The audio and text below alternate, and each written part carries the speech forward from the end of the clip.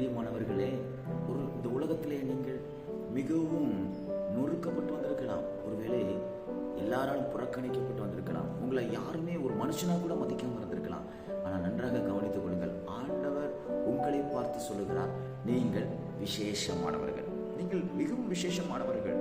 ஆமா, கர்த்தர் பாருங்க, மத்தேயு சுவிசேஷம் 6ஆம் அதிகாரம் 26வது வசனத்திலே கர்த்தர் இப்படியாக சொல்லுகிறார், ஆகாயத்து பறவைகளை பார்க்கலும் நீங்கள் விசேஷமானவர்கள். ஏன் அப்படி அவர் சொல்ல வேண்டும் என்றால், அவைகளெல்லாம் தம்முடைய வார்த்தையினாலே அவர் சிருஷ்டித்தார். ஆனால் உங்களையும் என்னையும் கர்த்தர் தம்முடைய கரத்தினாலே சிருஷ்டித்தார்.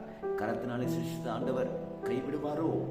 கரத்தினாலே சிருஷ்டித்த ஆண்டவர் உங்களுடைய வாழ்க்கையை பார்த்து கொள்ளாமல் கவனியாமல் இருப்பாரோ?